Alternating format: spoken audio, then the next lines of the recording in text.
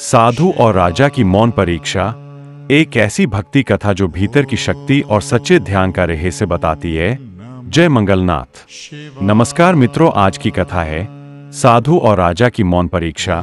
यह कहानी हमें बताती है कि कभी कभी ईश्वर मौन रहकर भी उत्तर देते हैं, बस मन शांत होना चाहिए।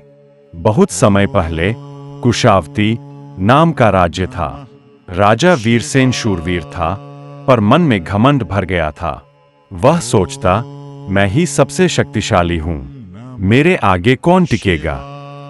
एक दिन उसने सुना, जंगल में एक साधु है जो वर्षों से मौन है, पर जिन्हें भी वो देखते हैं उसका जीवन बदल जाता है। राजा ने सैनिकों से कहा, उसे मेरे दरबार में बुलाओ, मैं देखता हूं उस मौन साधु की शक्ति क्या है। साधु दरबार में पहुंचे, सादा वस्त्र, शांत नेत्र, बस एक माला हाथ में।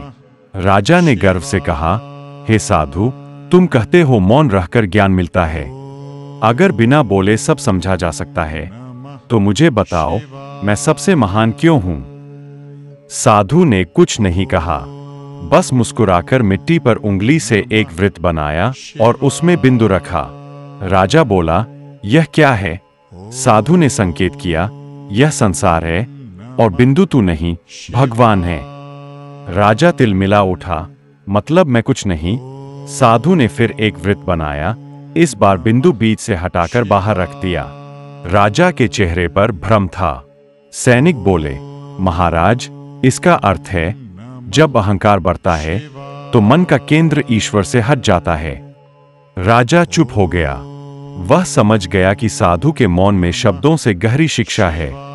एक मिनट दोस्तों, आपसे एक मदद चाहता हूं, कृपया मेरे वीडियो को लाइक और शेयर जरूर करना, धन्यवाद। अगले दिन राजा साधु के पास जंगल गया।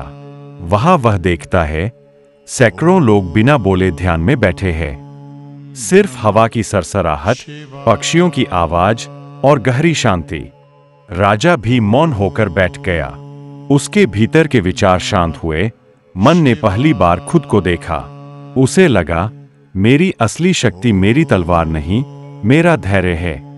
अचानक उसे लगा मानो भगवान की आवाज उसके भीतर से बोल रही हो, जब मन मौन होता है तभी मैं बोलता हूं। राजा की आंखों से आंसू बह निकले। वह साधु के चरणों में गिर गया और कहा, अब समझा, सबसे बड़ा राजा वही है जो अपने मन पर राज्य करे। कथा हमें सिखाती है, असली भक्ति का अर्थ बोलने में नहीं, समझने में है। जब हम भीतर मौन होते हैं तब ईश्वर बोलते हैं, और जब हम स्वयं को भूल जाते हैं तब भक्ति सच्ची बन जाती है।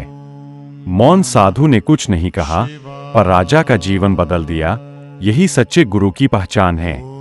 मित्रों, इस कथा से हमें सीख मिलती है, भगवान बाहर नहीं, भीतर है। बस मन को शांत करना सीखो। अगर यह कथा आपके मन को छू गई हो तो कमेंट में लिखिए, जय मंगलनाथ।